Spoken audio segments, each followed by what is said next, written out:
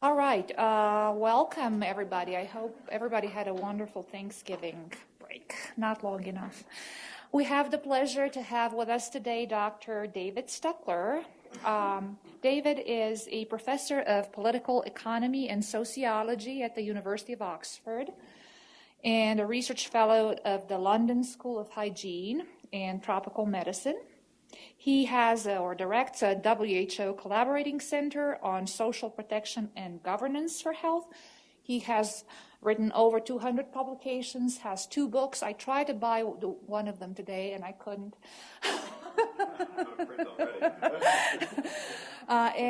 He's here today to talk to us about, the health effects of the national minimum wage.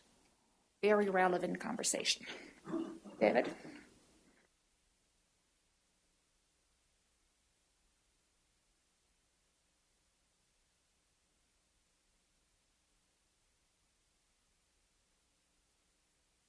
It's a real pleasure to join you here at UC. It's my second time in Denver.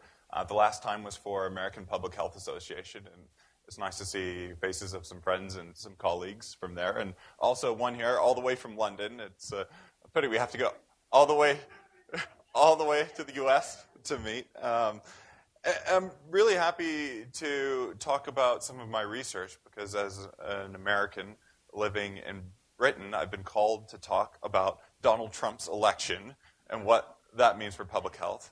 So I'm glad not to talk about that. And when I come to the U.S., I'm called on to talk about Brexit and what that's going to mean for health. I'm very glad not to talk about that. Instead, I want to talk here about something quite relevant to Colorado, the impact on health of the minimum wage. But just before I get to that about me, I, as mentioned, lead a WHO center on social protection and governance for health. And all of our work starts from a founding principle that health is more than just health care. That good health starts not in our doctor's offices, but in our communities and the environments where we age, born, live, work, and play. And that's why one of the most powerful drivers of our health is our zip code. And so at Oxford, our team spans economics through to sociology to epidemiology and tries to understand the root causes of health and health inequalities. And I want to give you an example today of the kind of work that we do that tries to evaluate quite rigorously using so-called natural experiment designs, and I'll come back to that, the impact of policies that shape social determinants of health on health and health inequalities. Bit of shameless self-advertising, something I won't talk about today. We do a lot of work on corporate influence on health, and this is hot off the press with the bulletin of WHO. We've developed some new methods for mining large textual databases to quantify the impact of lobbying on health policies. And here's an example where we looked at whether or not the sugar industry, Big Sugar, was able to influence through its lobbying the WHO sugar guideline recently released. I won't give you the answer, but if you're interested, come talk to me after. But let me get straight into this. Minimum wage. Hotly debated. One of the most important central policies in the U.S. for alleviating poverty for people who are in work. Workers who have full-time jobs and still can't afford to make ends meet. And when it was originally put in the U.S., it today would be equivalent in value of over $20 an hour.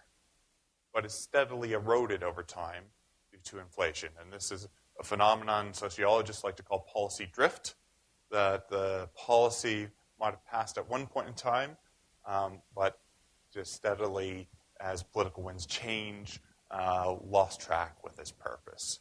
And this was something President Obama made a flagship of his campaign and something he delivered on to try to increase wages for people struggling to make ends meet in America.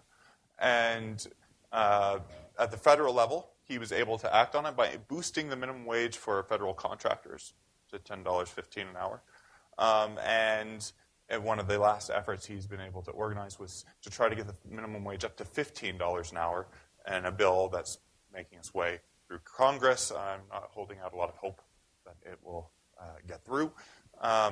And instead, a lot of the action is happening at the states, and you'll know, of course, here in Colorado, you've just passed one of the other developments that got buried in the news of November 8th. You just passed minimum wage increase to $12 an hour. And for some workers, that represents up to a 60% jump in their income. Creates an opportunity from which we can learn. And it's these kinds of opportunities our teams look to for guidance to understand what would happen. And one of the ones we studied in depth, has come from the UK. And the UK is an interesting case, one being its different political discourse. So when Tony Blair, after decades of being under Conservative Party rule, when Tony Blair came into power in the late 1990s, one of his first programs was to try to push forward a minimum wage. And unlike the usual argumentation on economic grounds, he stood up in the House of Commons, their parliament, to argue on health grounds that the minimum wage wasn't just a matter of dollars and cents, but it was an investment in people's health. And one of the many quotes I could have pulled, he said, the epidemiologist in the room might not like this so much, but he said, stepping out a bit in front of the evidence, that there's no doubt that the published statistics show a link between income inequality, income, and poor health. The situation, for those of you who have studied some social epidemiology, know how fraught this terrain has been, how heavily contested these seemingly obvious relationships to Mr. Blair have been for us to unravel. And at the time, his critics said, well, look, if you just give income to poor people, they're going to blow it on booze and cigarettes. It's going to make their health worse. And it's a fascinating history to read through to the polite British debate that happened in the House of Commons about the impact of giving money to deprived people. And the situation in the literature, it really steps on overlapping debates. That's quite complex. And if you look at the correlations, much of the wealth of research on poverty and ill health, some of it tracing to the 19th century, where there are observations that there were inequalities between rich and poor in tuberculosis prior to the advent of effective medicines, because the poor were able to move to higher ground areas where they were less exposed to the conditions that would expose them to tuberculosis. And this line of work, poverty and ill health, has generated a wealth of observational correlations of poverty linked to depression, suicidal thoughts, substance use, HIV, mortality. Basically, every bad outcome you can think of has been just about positively correlated at some point with poverty. And that strand of literature emphasizes really that the issue around income and health is the material conditions. That is the money and what you can use that money for that creates the links. But then enter about the 70s and 80s, another strand of the literature started to develop that said, well, it's not really the material aspect, but it's the relative aspect of income, and began to focus on inequality and the distribution of that income in a society. And really, the main proponents of this had been Richard Wilkinson in the UK and Michael Marmot, who placed emphasis on relative social position. They tried to make the argument, and still do, that people's position in the social distribution led them to feel more stressed, especially if they would see people getting ahead of them, runaway inequality, and that would in turn lead to deleterious health effects, all of which the mechanisms are contested for. And then finally, a latter strand focuses on income across the gradient and tries to argue that income's effect on health matters on your social position, so that giving someone who's at the very high end of the income spectrum more money will make little difference, but that it could do to someone at the very bottom.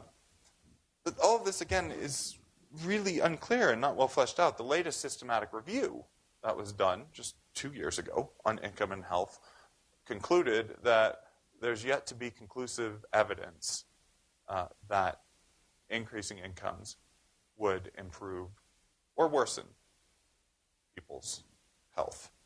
So something so fundamental as poverty and health is not well understood, much less what we can do about it. So that's partly, as you'll understand, I see some graduate students in epidemiology, part of the problem is that the observational studies have not been able to develop what we think of as a well-developed counterfactual. So what would happen if people didn't get additional income? And that can be very difficult to address in a randomized setting of a lab, an artificial setting of a trial, which may not correspond well to people's lived realities and conditions. Finding how they might use money. So randomized trials are a natural tool to try to address this problem, but difficult in this setting. And reverse causality is a problem where my economist counterparts will tell me, well, people are, really the issue is not that more income is making them healthier, it's that their health is leading them to have less income. And the reality is the relationship between health and income is probably bidirectional, but that can also confound simple observational studies. So that's where we enter with natural experiment designs to try to better get at causal relationships. And what these really try to do is take advantage of variation that occurs naturally in the course of a policy or a program or some other kind of shock. And what really distinguishes a natural experiment from a randomized trial is that it's outside the control of the researcher. So that means we can't tinker with a trial and optimize it in the same way. But what we do try to do is to simulate a randomized trial, creating intervention and control groups that are as if they were random so that they fulfill criteria that you would try to do with a randomized trial. So that's where I'm going to try to go to address these weaknesses, and I'm going to use the minimum wage as a natural experiment introduced by the House of Commons that would give an exogenous boost, would give a boost to people's incomes that enable us to study the impact of increasing income on health, and importantly, address the policy question about would the national minimum wage have positive or negative health effects. So the starting point of this was to scour the literature, and the details of the program are quite important here. Just to give you some background on the UK minimum wage, there was a wage floor for low-paid occupations in the UK, apart from farmers and segments of agriculture, that went up to 93. And about half of workers, at the time Tony Blair passed the minimum wage in the UK, were going to be affected for the first time. And they increased the minimum wage then, when it went through finally in 99, to about $5 an hour at the time. Obviously worth more now. And it applied to different age bands. People under 21 got a little bit less. It was estimated to have benefited about 2 million people, or 10% of the working population. So it was no panacea for problems of poverty in England, but for those workers who got it, it was estimated to be about a 25 to 40% boost in their incomes. About similar in magnitude to what's estimated to be happening in Colorado for some of the workers who will be affected by it.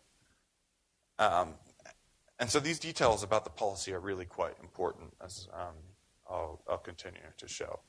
Much of the debate about minimum wages, apart from the UK, has really focused on employment, with economists often arguing that this will make employment worse, that this is going to have spillover effects onto other groups. This will be harmful for managers.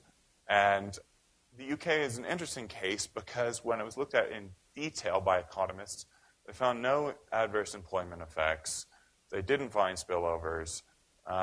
They looked especially at part-time female workers, which was a segment of the market that was less formal, more casual, and affected more by minimum wage policies at the time.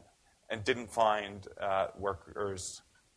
female workers dropped their numbers of hours worked, which was one of the counter-arguments to the minimum wage. And there was no problem change in their likelihood of being employed.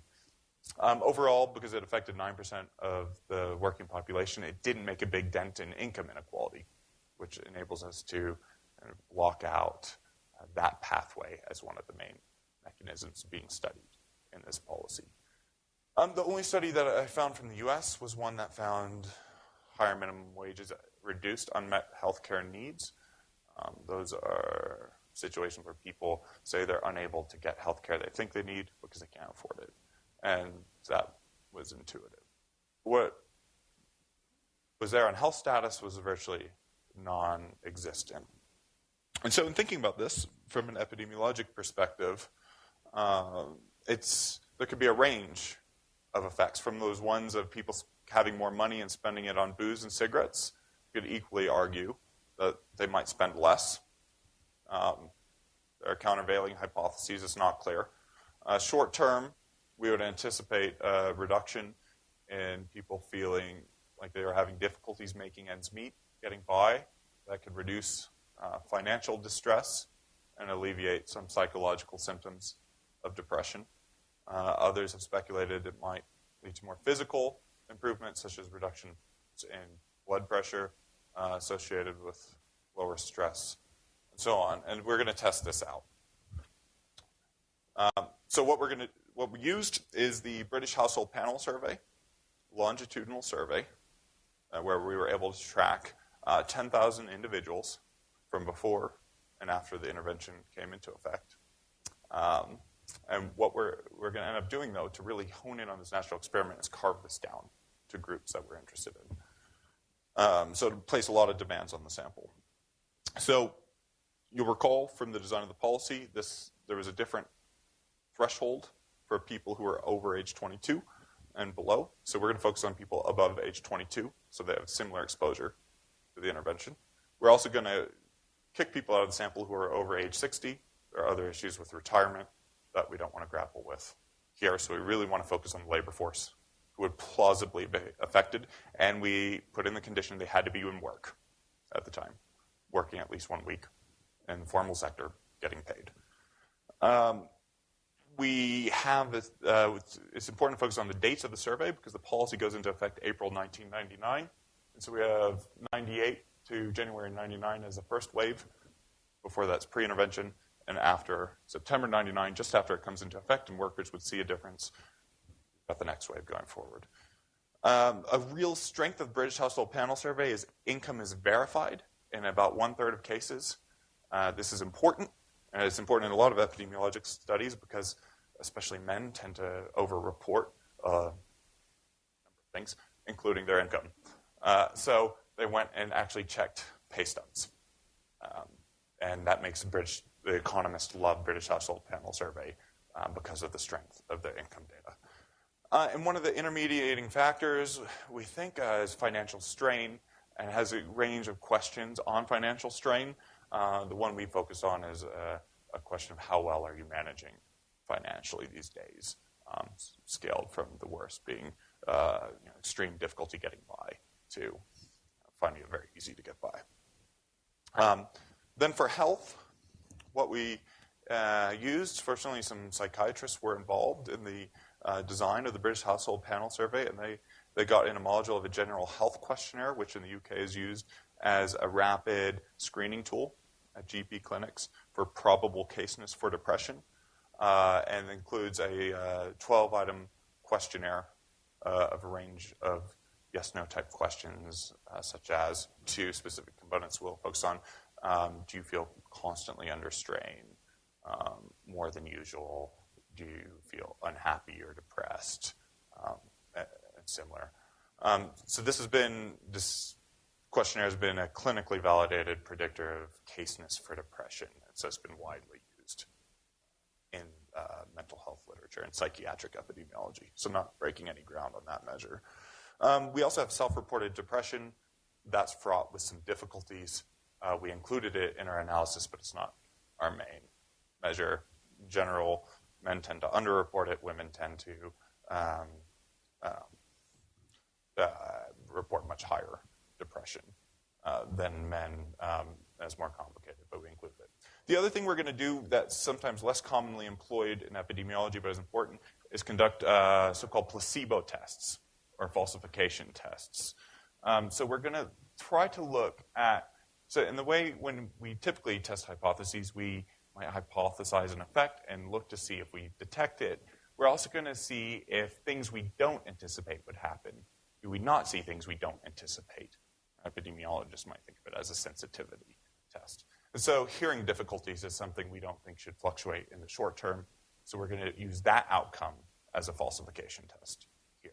And we also have some data on blood pressure. Unfortunately, the biomarkers are quite limited at the moment. British Household Panel Survey, the next iteration is beginning to include longitudinal biomarkers, so it's a point of extension. Health behavior, the alcohol data were found to be problematic. They exist, but they're almost useless with the customs of drinking in the UK, as people on Monday morning can't seem to recall very well how much they had drunk over the weekend. But we will include cigarettes smoked per day as one example of risky behavior. So let me get into the design, and I know I'm spending a lot of time on this, but again, it's different than some conventional approaches in epidemiology, which might just say, okay, health outcome, general health, and let's regress that onto people's income. We're really trying to push this a step further. So here's the income distribution in 98 and 99. I don't have a pointer, but I'll try to reach up there to see. So you can see 360, that line I've got is the new wage. And what you can see then these different shaded areas. These are going to be our intervention and control groups. So the first intervention group, you can see in 98, where the income distribution shifted over, that is the group that got the wage boost from the minimum wage. That's the intervention group. Then from there, we constructed two control groups, one which is pretty easy to see. First control group, we want to be as similar as possible to this group, but differ only with respect to getting the intervention. So the first control group is just people who had income just above that $5 threshold. And here is £3.60 equivalent. You could work with the bandwidth a little bit. You could go up 20%. You could go down 5%. It's going to affect the numbers. But that first control group, in the first instance, we followed some other literature and picked 10%.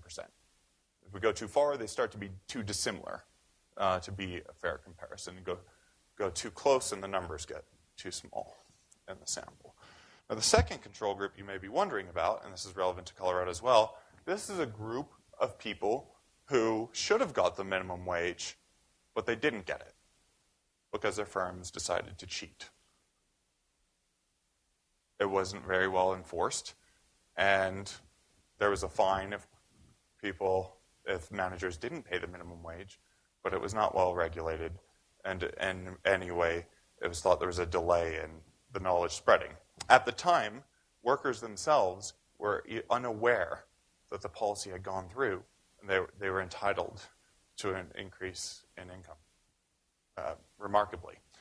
Now, this creates an obvious challenge of selection bias. Perhaps these firms are particularly terrible and the workers are dissatisfied. These are the worst managers who are deciding to cheat. And that's something we look at. So these are two control groups, and that's our intervention group. I'm going to next move to some tests to try to argue these are balanced and fulfill criteria of a randomized trial. By the way, do feel free to interrupt me along the way, because there is a lot of detail here. But here is a balance test. I know that's going to be a bit hard to see, but it's basically the same thing you would do in a randomized trial. Test to make sure your randomization worked, and the two groups differed only with respect to the intervention, so that at their baseline, characteristics were similar. And basically what you've got is a lot of negative findings saying that the control group and intervention group were similar, with the exception of the things I've highlighted. So here, in the case of control group 1, these are the people who were just 10% above the threshold. They had higher income per month, which we expected. And they reported slightly higher job satisfaction, which was intuitive. I won't go through all the data. For control group 2, we didn't see any difference across the board. So we had thought job satisfaction may have been better. We didn't see that, and we didn't see big sectoral differences. So this gave us some confidence that the way we had constructed the sample for our intervention control groups differed only with respect to receipt of the national minimum wage here at this time. Results. Oh, wait, well, first, model. Not breaking any modeling ground, standard difference in difference models. We're going to look at the change in health that happened to the group who got the minimum wage. There's a change in health for those who didn't in our control groups. And the difference in difference between those is our coefficient of interest. So here's a first look at the picture. This is the group that was 10% above. And what you can do, I've just highlighted the break. If you extend this line back, they're following the same trajectory. But basically, minimum wage comes into effect. Intervention group gets about a 1-unit boost in their general health questionnaire when they get the income rise. And to put that magnitude in perspective, studies that have looked at the impact of antidepressants, SSRIs, on GHQ find about a 1-unit gain. So interpreting that effect size, it would be equivalent to saying someone had dropped mass antidepressants into the water supply for workers in work poverty. So that's a substantial effect. And there's some signs here of a potential rebound or decay of that effect over time. When we look at control group 2, similar pattern. We don't see that same decay. This is the group, again, that they were eligible, but they didn't get it because the firms didn't give it to them. And a similar, about a 1-unit increase followed this pattern. When we look at the tables of the unadjusted associations here, we here look at the difference in difference, but look at the specific outcomes in the general health questionnaire of unhappiness, constantly under strain, and even the self-report anxiety and depression. They're all moving the same direction, similar. I won't go through all the interpretation of the magnitude, but similar. The other thing to notice is that again, you'll see the small sample sizes. These are unusually small sample sizes for epidemiology to drop right down, say, 63 people in an intervention group. But we're actually able to gain, I'd argue, statistical power because we can really hone in on the intervention in a way that's more difficult if we had used the full 10,000 people in the sample. And these models hold. We've adjusted then age, sex, social class, also job transitions, if they had potentially changed job or moved sectors, and find a consistent picture. The way I like to look at some of the data as well is using Gary King's Clarify module. In Stata, they produce nice graphs, but you can actually see here the distributions of the coefficients. So this is the change in the general health questionnaire, and at the top left you see the general health questionnaire where you see a shift to the right of the intervention group. That's the gain compared to those who didn't receive it. You can see constantly under strain, one of our hypothesized intermediating mechanisms improved in the recipients of the minimum wage. It went down. Here we have our falsification test hearing problems. Weren't able to detect a significant difference, which is good. That's something we would have been worried there was an error. If we had seen a difference there, that we're seeing some pre-existing health difference or some confounding going on. So that was reassuring. On cigarettes, if anything, it went the other direction than the hypothesis from some of the conservative Tories in the UK at the time. Smoking seemed to go down, but didn't meet the thresholds of standard inference testing. May reflect the low power. Moving on, then we wanted to look more specifically at the potential mediating role of financial strain. Always good to test out mechanisms to be add more rigor to your inference. And if mediating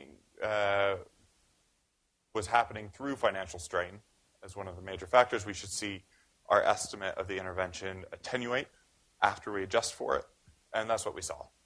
So when we plot financial strain into the model, we saw the estimated effect of the intervention drop by about a third, depending on the specification, and similar pattern in both control groups. So that was consistent with the idea that financial strain was playing an important role, but either through imperfect measurement or there being a residual, probably not the entirety of the story. So just to sum up, it was Robert Kennedy whose words always stick with me, that GDP measure everything except that which we consider worthwhile. Our GDP measures more breast cancer patients. Our GDP measures more pollution. But it can't measure the joy of a child's play. And it's incredibly important for us as epidemiologists to contribute to the debate and discussion on the wider consequences for health of our economic policies, which can be profound, both profoundly bad and, as I believe we've shown here, also potentially for the better. And what we found is that the national minimum wage was associated with a big improvement in mental health outcomes in the short term for low-wage persons. And those benefits plausibly seem mediated through financial strain. And we were able to see those in the short term, whether those are sustained, especially at a time when the minimum wage in the UK, as with the US, eroded, is an open question. We continued this type of design. This is just one. I wanted to go into detail about one example. Question? Yes?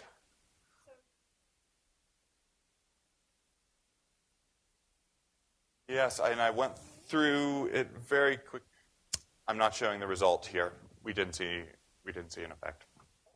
And part of it, didn't see it. So the economists who have, with blood pressure, it's important to measure multiple times throughout the day, and that was actually a weaker area of the British Household Panel Survey. It was measured, but better than self-reported, but I suspect there's a high degree of measurement error in it, and it's something that's being improved in the next iterations of British Household Panel Survey.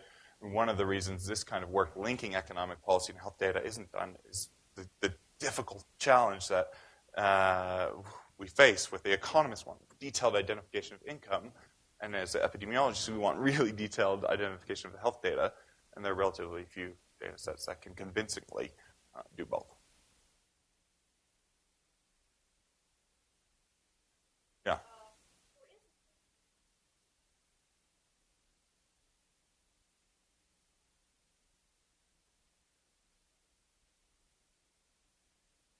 Yeah, I mean, if you look at the groups here, I mean, yeah, it's hard to make a lot out of it. We had some other falsification tests that we included on physical health too. I mean, I think it's really important, though, to his point here, try to actively disprove your own research, because if you step into this train, believe me, there are other people who will.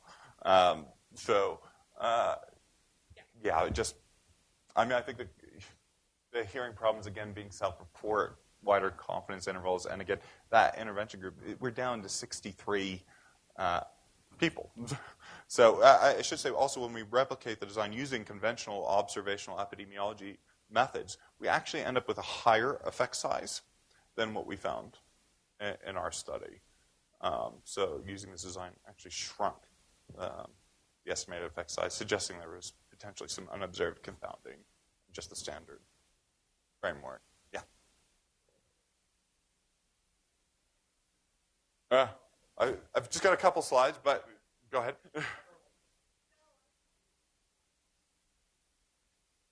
Oh, okay. Well, it's very, very, very. Interrupt. Great. Informal, friendly.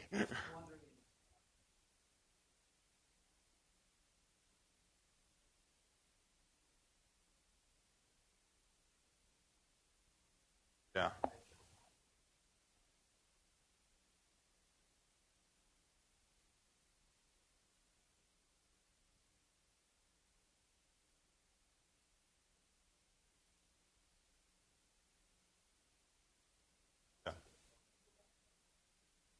Yeah. So that's one psychology theory, that people's expectations then ratchet up as they hit a new equilibrium. The other possibility is there were some old labor economic studies that found workers felt better when you do just about anything. You paint the walls in offices, and the workers feel happy. But that effect atrophied rather quickly. I feel more confident that's not the situation going on here. The other is a limitation of the health question itself, and that it asks relative to, how are you feeling relative to usual? Because it's being used as in screening for untreated depression to catch caseness. And that may not be the best question for looking for a sustained effect. The third possibility, the economic possibility, is the erosion of the intervention itself, because it didn't keep pace. After it came into effect, much like the U.S. one, it didn't keep pace. It wasn't uprated in line with inflation.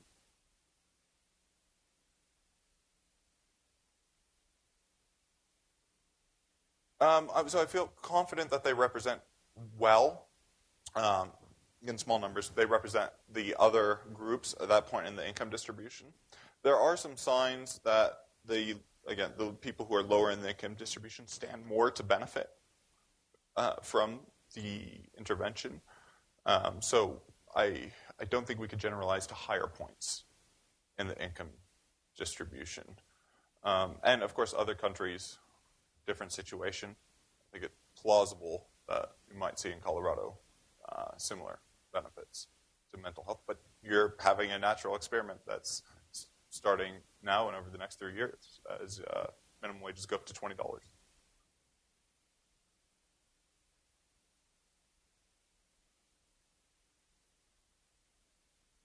Oh, no, it's because they hit those demanding criteria.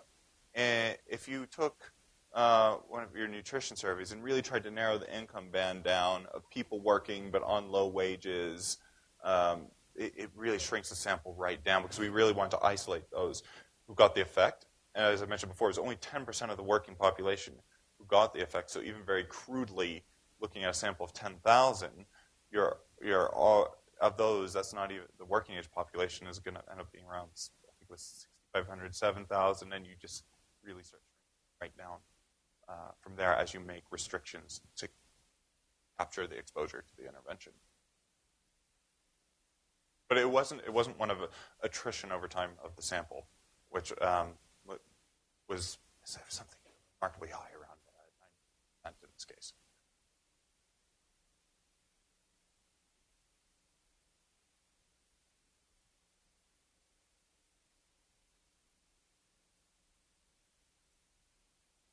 Again, it just covered it. The attrition was very low. In the sample, they really invested a lot to following people, even if they moved house. They actually tracked them down. So attrition was in the sample.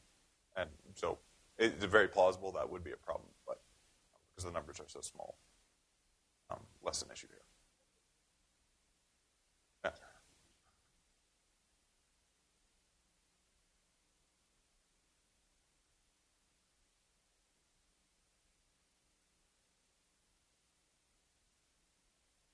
Yeah.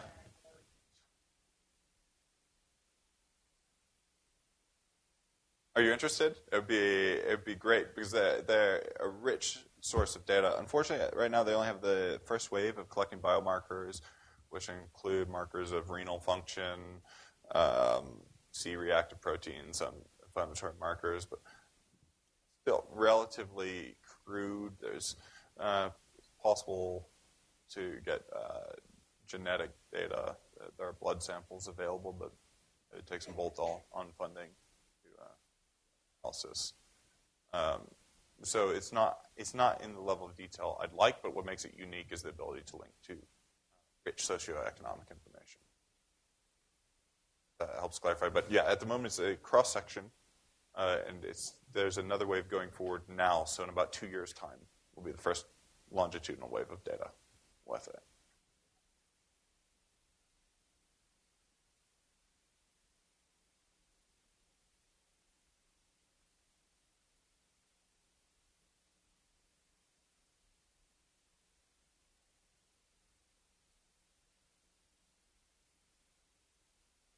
So we've got a first paper that we're just sending for review that exploits that cross-sectional wave and we're able to look at transitions into financial strain, irrespective of their cause longitudinally, using that cross-section outcome of the battery of biomarkers, and the main one that jumps out is C-reactive protein. Happy to share that with you. It's just making its way through the review process, and as you say, I think that's a very plausible pathway to look at, to get under the skin and see more what's going on. Yep.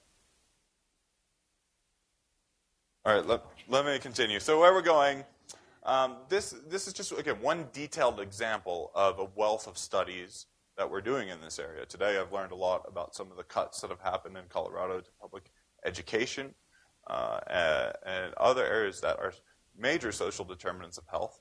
It's likely, it's plausible that they'll impact on children's and families' health, but that goes unnoticed, undetected, silent, unless we shine a light on it with our epidemiological tools.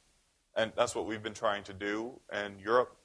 That's been going through waves of deep budget cuts, austerity programs. We've looked at impacts of housing benefit cuts on depression risk out a couple months ago in American Journal of Epidemiology, changes to employment protection policies that make it easier to make fire workers, essentially. Other things, such as the impact of media endorsements from Fox News on voting behavior, as well as trade policies, trade deals, NAFTA in Canada, and the rise of high fructose corn syrup in diets there. So it's a flexible framework that you can apply to a range of epidemiological questions to shed light with a payoff to better ascertain causality, but also to build in policy analysis in a robust way into the design. I should also note, these national experiments on the minimum wage are happening across the country, creating opportunities for us to learn. California going up selecting $15, Massachusetts, and as I mentioned here. And to do so takes a great team. I'm fortunate to work with some great people, not all of them pictured here, in Oxford. And shameless advertising, our book, which synthesizes a lot of this work in an accessible way, The Body Economic. Have more. Yeah.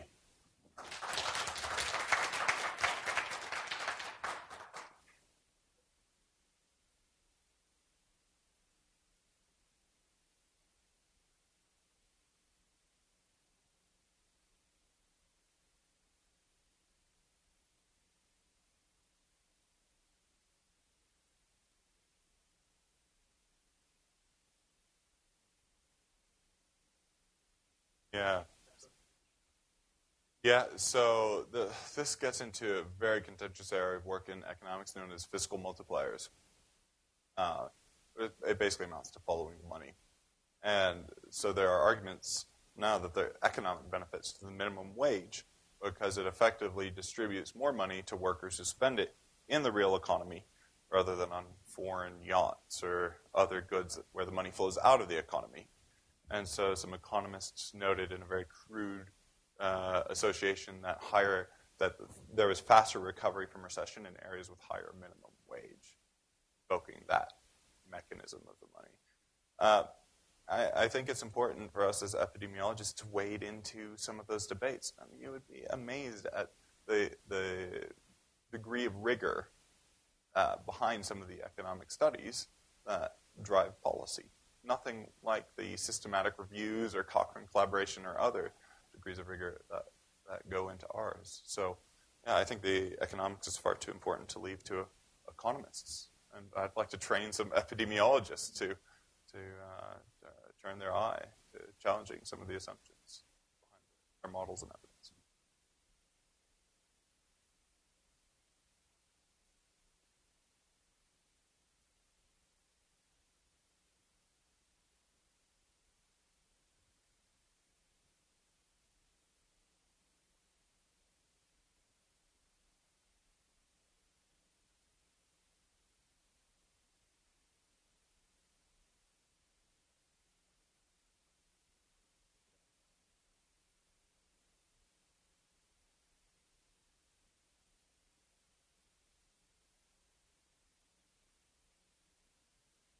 Oh, I see.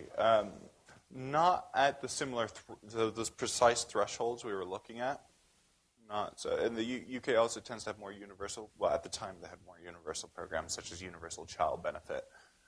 Only in recent years has there been a big attack on those universal programs as it starts to introduce a greater degree of means testing.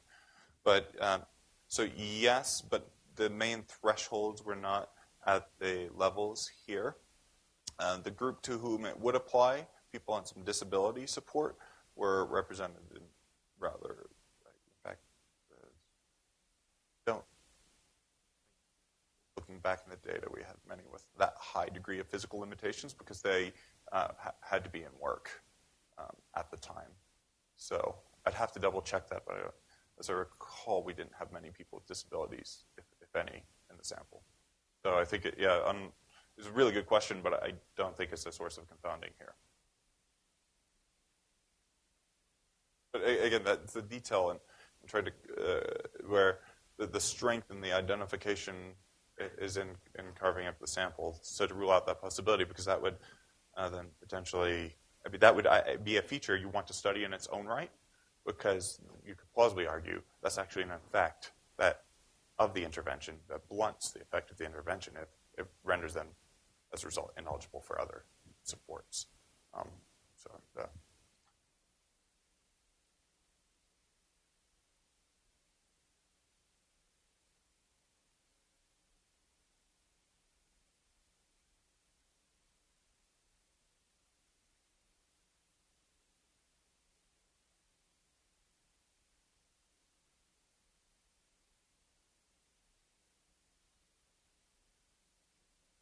Just gave a lecture in Vienna at the European Public Health Association. It was packed to the gills on this topic. I think the first, we know there will be pressure on the Affordable Care Act, despite some recent equivocation.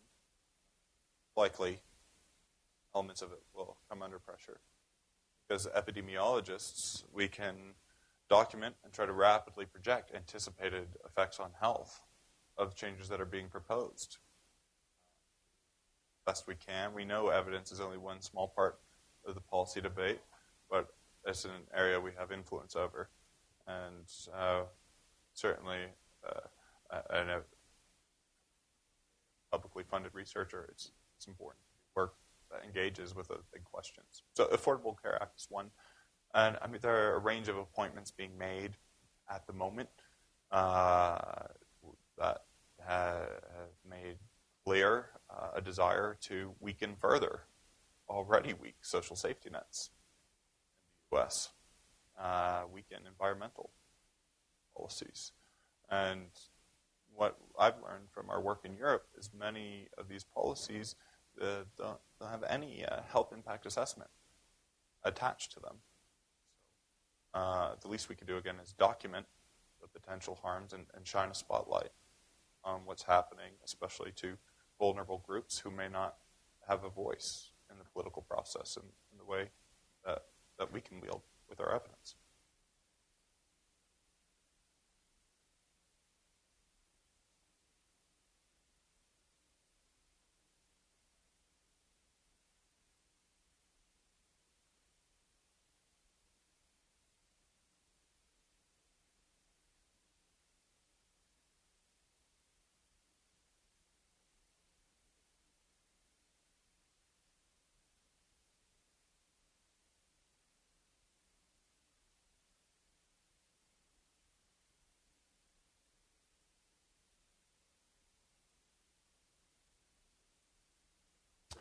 Yeah, we didn't, and that would be good to do. And I think yeah.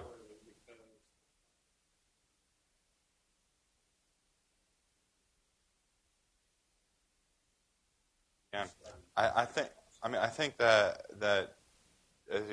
that's very likely to be the case. I mean, we found financial strain left a large residual in unpacking the mechanisms involved. And that would be great to look at. Some of the American data sets that we could use to interrogate these questions have bigger sample sizes, and I think we could get more fine-grained mechanistic detail using those. for this. We'd also like to extend it to earned income tax credits, which is, this is an area on social determinants of health. I think we need to get serious in the conversation. It's not enough to just say, well, improve poverty, people's health will improve, which, if any policy, would be good, would work better than others. So, big research agenda.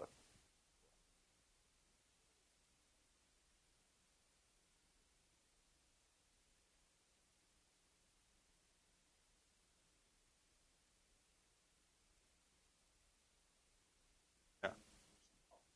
Yeah.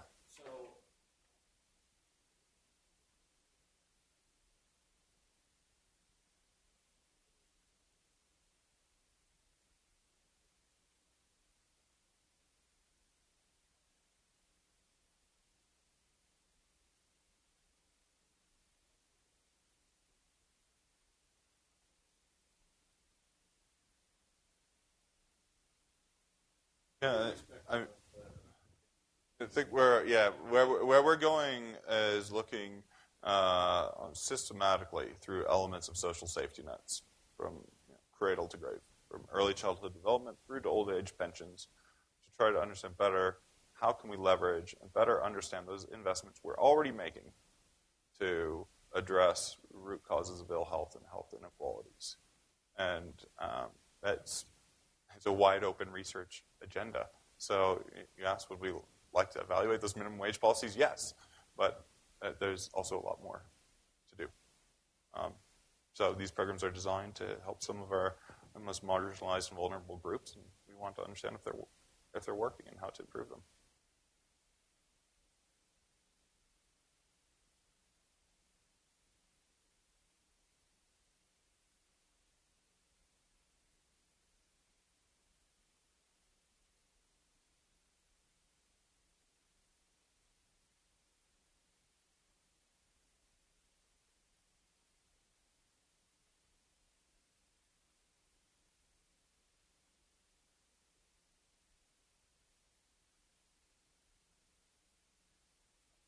Absolutely. I mean, if you want to do a full cost and benefit analysis, studies are missing a huge chunk of the equation.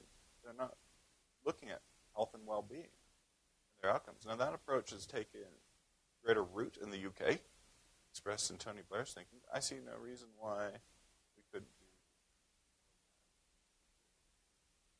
it gives, what we found is it gives NGOs who are advocating ammunition, an extra bargaining chip, conversation. My values on the table. I think health is the have, and I think Robert Kennedy would agree with me on that. And if we don't speak up, if we don't use our tools in this way, I don't know who will. So I'd encourage you to do it. And the way to extend that here would be to look at the cost of depression and see what that benefit would mean compared with other thresholds of cost effectiveness or other medicalized approaches for this